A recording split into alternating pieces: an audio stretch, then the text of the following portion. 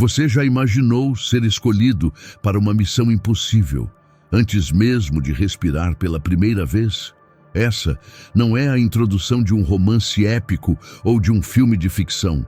É a origem real de um dos homens mais marcantes da história bíblica, Jeremias. Num tempo em que o mundo parecia ruir, reis corruptos, idolatria escancarada, o povo de Deus mergulhado em rebelião, o Senhor faz algo impensável. Ele olha para o futuro, atravessa os séculos e no silêncio do ventre de uma mãe, escolhe um menino comum aos olhos do mundo, mas com um destino extraordinário. E é nesse momento sagrado que Deus diz: antes que te formasse no ventre, eu te conheci, e antes que saísses da madre, te santifiquei. As nações te dei por profeta. Jeremias 1:5. Não era uma escolha qualquer. Jeremias não nasceu para viver confortavelmente em Jerusalém. Ele nasceu para ser um grito no meio do caos, um eco da justiça divina, a última voz antes do silêncio da destruição. Mas quem espera ser escolhido? Assim, Jeremias não. Ainda muito jovem, ele treme, hesita, sente o peso esmagador de um chamado que parece grande demais.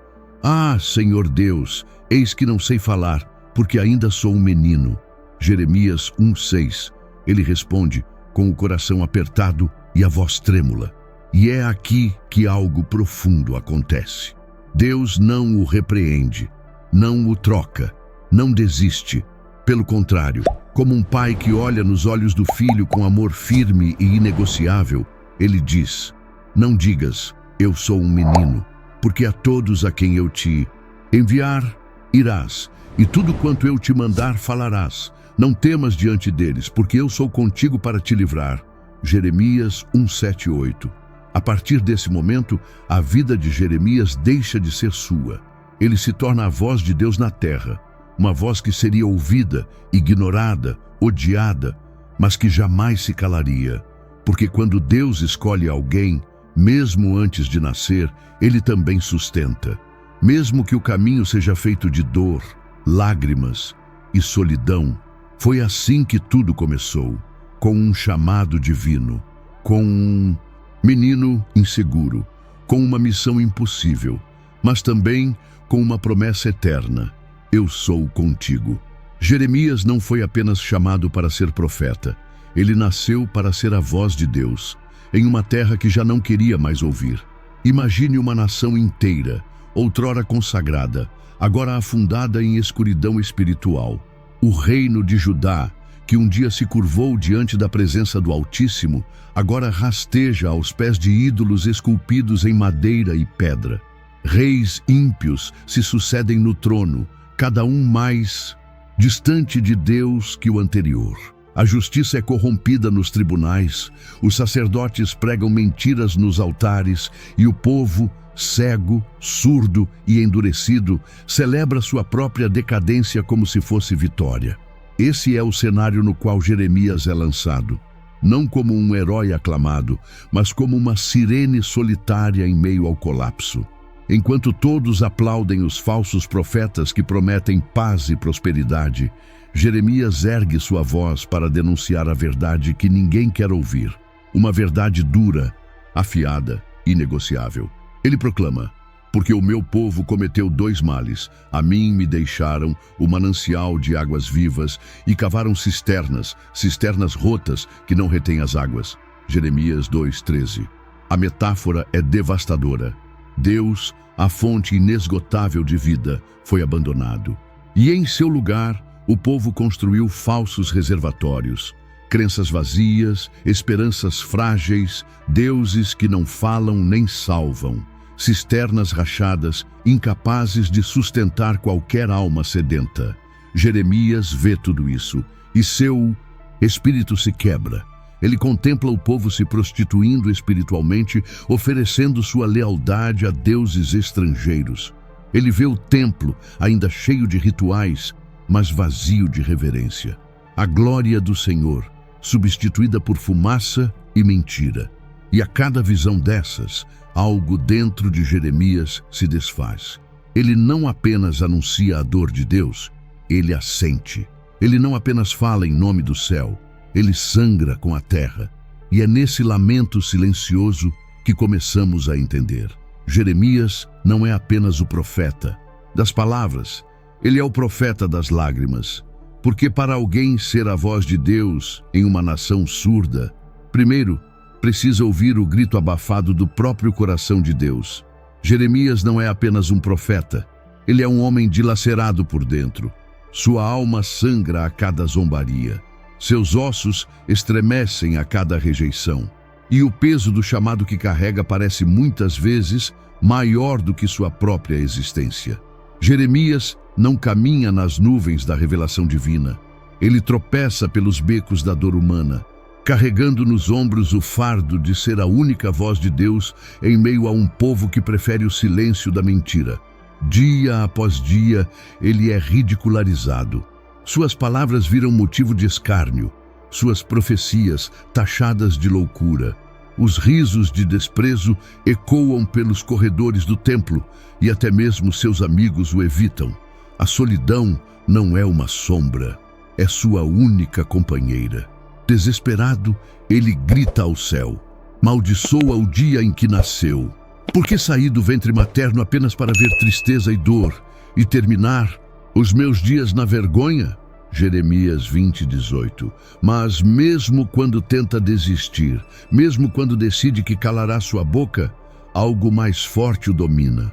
Se eu disser, não me lembrarei dele e não falarei mais em seu nome, então isso se torna dentro de mim como um fogo ardente encerrado nos meus ossos. Estou cansado de conter e não posso.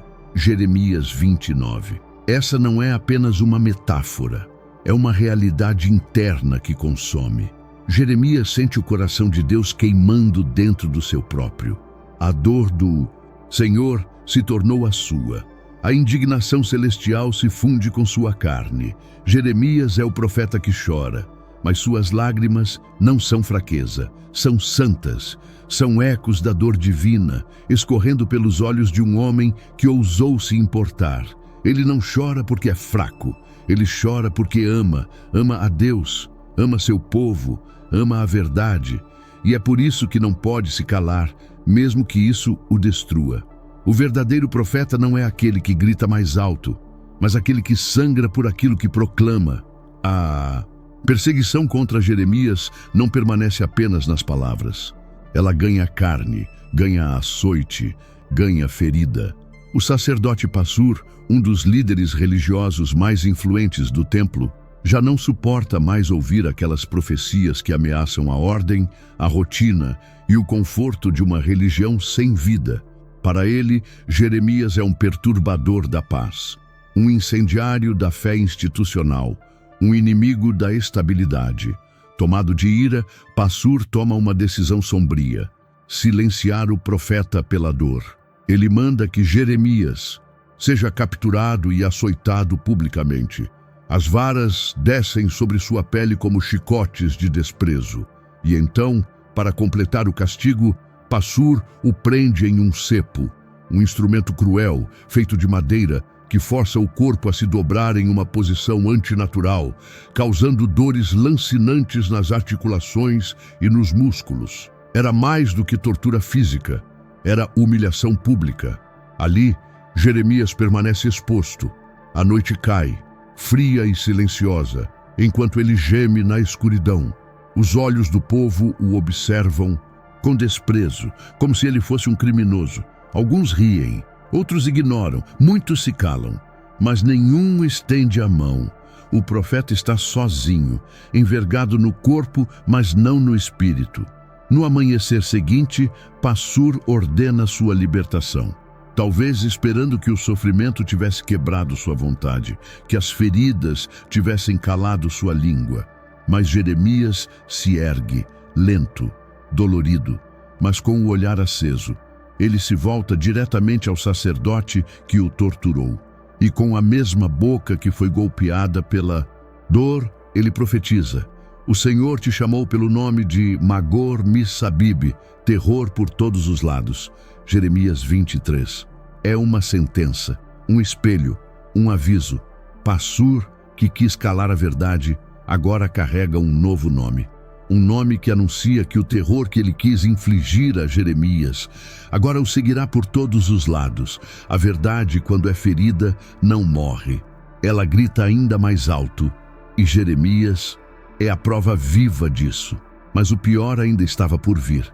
As feridas do corpo podiam cicatrizar, mas agora Jeremias enfrentaria algo muito mais cruel.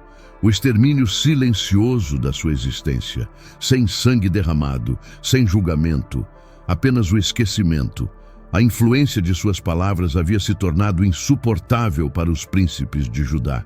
Suas profecias cortavam como lâminas, suas denúncias corroíam as máscaras dos poderosos. E para eles só havia uma solução: eliminar a voz sem fazer barulho, calar o profeta, enterrando-o vivo. Foi então que veio a sentença oculta. Jeremias foi levado em segredo até um antigo poço, uma cisterna abandonada no pátio da prisão, outrora usada para armazenar água. Agora, apenas lama se acumulava em seu fundo, fria, espessa, mortal. Não havia escadas, não havia cordas, não havia volta. Sem resistência, Jeremias é lançado para dentro. Seu corpo despenca no escuro, batendo contra as paredes frias de pedra. E então, o impacto. Seus pés afundam na lama como se a terra quisesse engoli-lo. Ele se debate, tenta se firmar, mas não há solo. Não há apoio. A cada movimento, afunda mais, sozinho, envolto por escuridão, frio e silêncio. A única presença ali era a morte. Lá em cima, os que o condenaram se afastam, satisfeitos. O plano era cruelmente simples: deixá-lo ali, escondido do mundo, sem pão, sem água, sem socorro. Morrer lentamente, sem testemunhas, sem gritos, sem sepultura. As horas se tornam eternas. O frio sobe pelas pernas, a lama cobre a cintura. A esperança começa a se dissolver. Na escuridão daquela cisterna, Jeremias é reduzido à essência de sua missão. Um homem com nada, a não ser a presença de Deus. A intenção era enterrá-lo vivo, mas o que ninguém sabia é que até nas profundezas mais sombrias, Deus vê e age. Quando tudo parecia perdido, quando a escuridão era total e a esperança havia se afogado no silêncio, Deus move uma peça improvável. Surge então Ebed-Meleque, um etíope, um estrangeiro, um servo da corte. Um homem que, aos olhos da elite de Judá, não deveria sequer ter voz. Mas é justamente ele, alguém à margem do poder, que escuta o clamor abafado da justiça e decide agir. Ebed-Meleque não tinha exércitos, nem posição de autoridade, mas tinha algo raro: coragem. Movido por uma indignação santa, ele se apresenta diante do rei Zedequias, quebrando o protocolo e arriscando a própria vida para denunciar a injustiça. Meu senhor, rei, estes homens fizeram mal em tudo quanto fizeram ao profeta Jeremias, lançando-o na cisterna. Ele morrerá ali de fome. Jeremias 38:9. Contra todas as expectativas, o rei consente. Ebed-Meleque então corre, mas não com armas ou carruagens. Ele reúne trapos, roupas velhas, cordas improvisadas, nada heróico aos olhos humanos, mas nas mãos de Deus são instrumentos de salvação. Ele volta à cisterna, acompanhado de alguns homens. O buraco escuro engole a luz do dia. Jeremias, imóvel, quase submerso na lama, mal consegue reagir. Mas ouve a voz que ecoa do alto: coloca estes trapos debaixo dos teus braços, sob as cordas. E com delicadeza, com reverência, Ebed-Meleque começa a puxá-lo. O resgate não é rápido, nem fácil. A lama resiste, o corpo pesa. Mas corda após corda, esforço após esforço, Jeremias sobe, como quem volta do ventre da morte, como quem renasce da dor. E então ele emerge, coberto de lama, fraco, tremendo, mas vivo.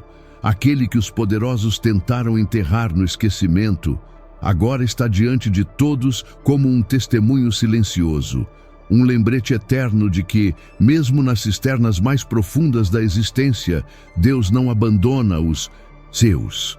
Não importa quão escura seja a prisão, não importa quão silenciosa seja a injustiça, Deus sempre tem um Ebed-Meleque pronto para agir, mesmo que venha de onde menos esperamos.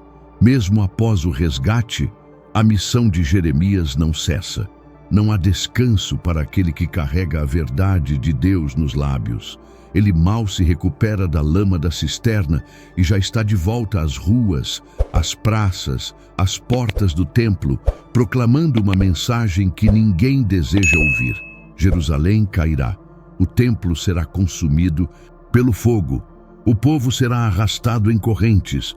Essa não era uma teoria, não era uma metáfora, era uma sentença divina, uma revelação direta do céu ao coração de um homem que não ousava alterar uma só palavra. E o mais chocante, Jeremias nomeia o invasor. Eis que trarei contra esta terra Nabucodonosor, rei da Babilônia, meu servo, e os destruirei totalmente. Jeremias 25:9. Meu servo, sim, Deus chama um rei pagão, estrangeiro e conquistador de servo, porque quando a justiça divina decide se mover, até impérios são usados como ferramentas.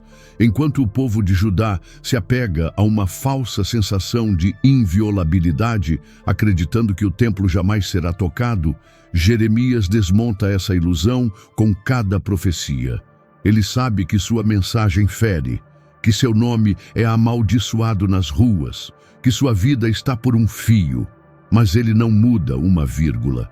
E é nesse clima de tensão que surge Ananias, um falso profeta que promete aquilo que todos querem ouvir. Ele se levanta diante da multidão e declara: dentro de 2 anos, o jugo da Babilônia será quebrado, os exilados voltarão, o templo será restaurado. A multidão vibra.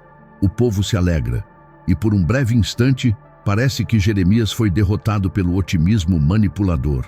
Mas o verdadeiro profeta não disputa aplausos. Ele espera o tempo. Jeremias encara Ananias, com amargura na voz diz: Amém, que assim faça o Senhor. E então, como uma lâmina afiada completa, o profeta que profetiza paz, quando se cumprir a palavra, será conhecido como verdadeiro. Mas por agora, a palavra de Deus está contra ti. Jeremias 28, 6, 9. Dias depois, Ananias cai morto. O povo silencia. A ilusão se desfaz. A profecia de Jeremias, mais uma vez, se cumpre. Mesmo odiado, mesmo rejeitado, mesmo ameaçado de morte, Jeremias permanece verdadeiro. Porque o profeta de Deus não fala para agradar ou para ganhar seguidores. Ele fala porque o céu mandou. E quando o céu fala, a terra treme. E então, tudo acontece. Aquilo que Jeremias profetizou com lágrimas, rejeitado por tantos, zombado por líderes e desprezado pelo povo, enfim se cumpre. Jerusalém cai. Os portões outrora vigiados por sentinelas de Davi agora jazem abertos, arrombados, profanados. O exército da Babilônia invade como uma avalanche, sem piedade, sem demora. As muralhas são derrubadas, as casas incendiadas, as praças cobertas de sangue. O templo, orgulho da nação, símbolo da presença divina, é saqueado, incendiado, destruído. O lugar onde se dizia: aqui habita o Senhor, agora é apenas cinza e pedra quebrada. E o povo, arrastado, correntes nos pulsos, lágrimas nos olhos, filhos separados de seus pais, anciãos tropeçando na poeira, gritos que se perdem no som das chamas. Um exílio cruel começa, o fim de uma era. Jeremias, o homem que alertou, que gritou, que chorou, agora contempla os escombros fumegantes de tudo que amou. Ele não está surpreso, está quebrado. Ele não diz: eu avisei. Ele apenas se cala e chora. E então ele escreve, não como historiador, mas como uma alma em ruínas. Nasce o livro de Lamentações, a mais dolorosa carta de dor já escrita. Como está sentada solitária a cidade, antes tão populosa, tornou-se como viúva, a que foi grande entre as nações. Lamentações 1:1. É a poesia do luto, a oração do desespero, o eco do coração de um profeta esmagado pelas promessas que ninguém quis ouvir. Jeremias descreve o caos com precisão, mas não o faz apenas para registrar os fatos. Ele o faz para colocar a dor em palavras, para dar forma ao vazio, para tentar encontrar sentido no meio das cinzas. E mesmo ali, entre os fragmentos de uma nação caída, uma centelha se acende, um sopro, uma linha que brilha no meio das trevas. As misericórdias do Senhor são a causa de não sermos consumidos, porque as suas misericórdias não têm fim. Renovam-se cada manhã. Grande é a tua fidelidade. Lamentações 3, 22, 23. Sim, a cidade caiu, o templo ardeu, o povo foi levado. Mas Deus ainda está ali. Jeremias entende. A justiça de Deus não é o fim. Ela é o caminho para um novo começo.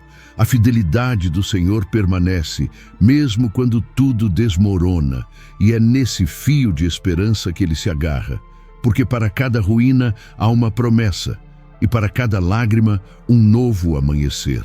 A cidade caiu, o templo virou pó, o povo foi levado, mas nem todos. Alguns poucos sobreviveram aos escombros, aos soldados e ao fogo. Os que restaram, pobres, esfomeados, assustados, olham ao redor e não veem mais pátria, nem rei, nem templo. Apenas medo, medo do amanhã, medo dos babilônios, medo de morrer. E então decidem fugir para o Egito. Eles querem segurança, proteção, estabilidade. E acreditam que talvez em terras estrangeiras, longe dos olhos da Babilônia, possam recomeçar. Mas Jeremias se levanta mais uma vez, com a mesma voz gasta que tantos aprenderam a ignorar. Não vão, ele clama, é uma armadilha. O Egito não será refúgio, será sepultura.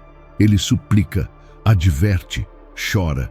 Diz que o Senhor proíbe essa fuga, que o caminho do arrependimento não passa, por escapar da consequência, mas por enfrentá-la com fé.